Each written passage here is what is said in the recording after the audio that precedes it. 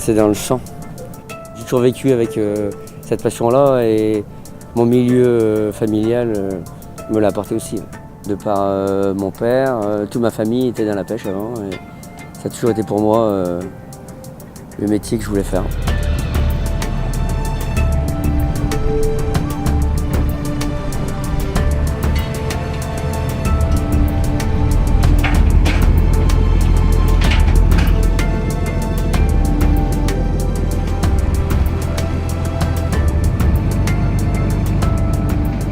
Le matin, on a 1h30, 2 heures de route.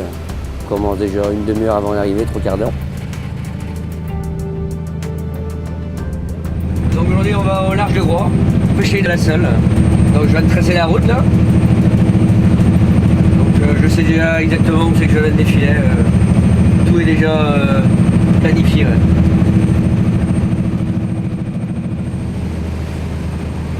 Tous les matins quand on met les filets, on sait très bien où va être le poisson à quelques mètres près. Chaque bateau, même c'est différent, c'est l'instinct du patron. C'est une chasse.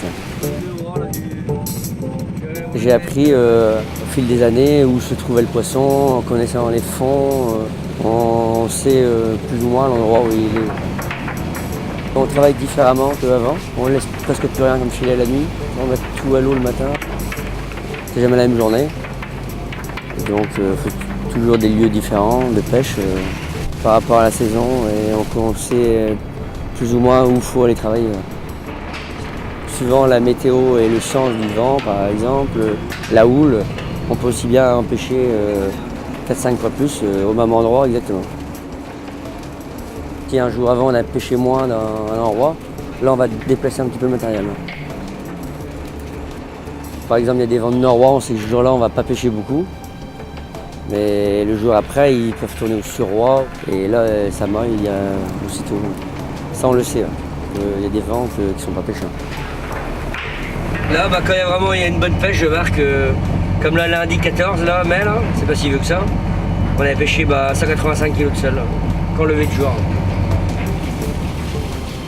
Et des fois, oui, ça m'arrive de marquer par contre le sens du vent, la houle. Au début que j'avais mon bateau, on partait jusqu'à 15 jours en mer. On partait dans le sud, devant le Sable d'Olonne, Ourtin. On va moins loin qu'avant, parce qu'avant on n'avait donc pas de quota. Donc maintenant on reste travailler vers ici, on rentre tous les soirs. Donc là du coup on se débrouille autant. Je pêche de la sole déjà, au filet crémaille. Des araignées bien sûr, du bar, barbu. Turbo, lot. Petite nouveauté depuis 2-3 ans, on pêche beaucoup de langoustes, jusqu'à une trentaine par jour, 40. On pense qu'il doit y avoir un petit réchauffement peut-être de l'eau qui favorise les langoustines et le plus aussi. Plus d'araignées et de langoustes. Langoustes on n'a pas vu pendant 10 ans, on n'en voyait plus 15 ans, 20 ans. Mais c'est vrai que quand on les voit maintenant, donc c'est quand même bon signe. On a changé notre système de pêche. Donc pendant qu'il y a frais et qu'il y en a beaucoup de sel et qu'elle est moins chère, on en pêche moins. Ça peut atteindre jusqu'à 20-25 € l'été et l'hiver elle a 8-10 €. Donc nous avons un quota à l'année qui nous est alloué en début d'année. Alors c'est 14 tonnes qu'on a. Et donc c'est à nous de gérer notre propre quota. On le pêche quand on veut. Nord-ouest, à 1 mètre, juste à 1 mètre 50 vers fin nord.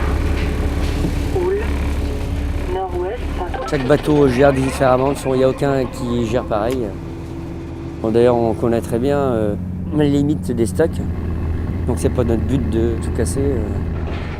On limite déjà nos filets nous-mêmes, on pourrait pêcher plus et on est freiné avec les quotas, ce qui est bien aussi parce qu'en fin de compte ça préserve quand même la ressource.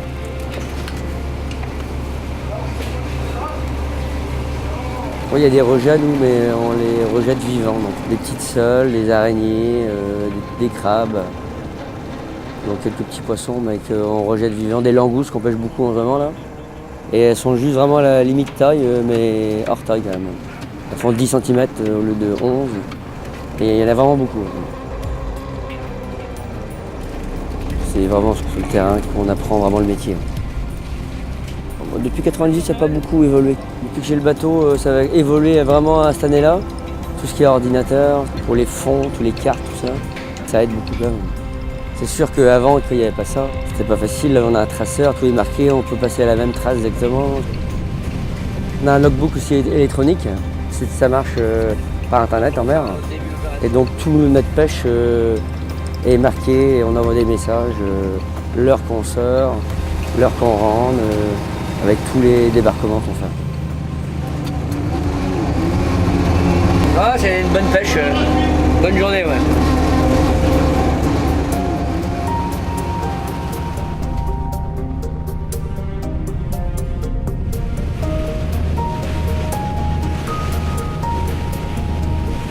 C'est le Proma qui contrôle donc tout ce qu'on pêche, ils savent tous les jours par jour.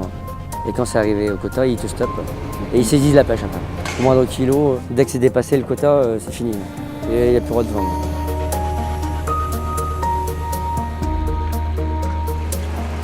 Tout est vendu en cri, donc on ne peut pas tricher.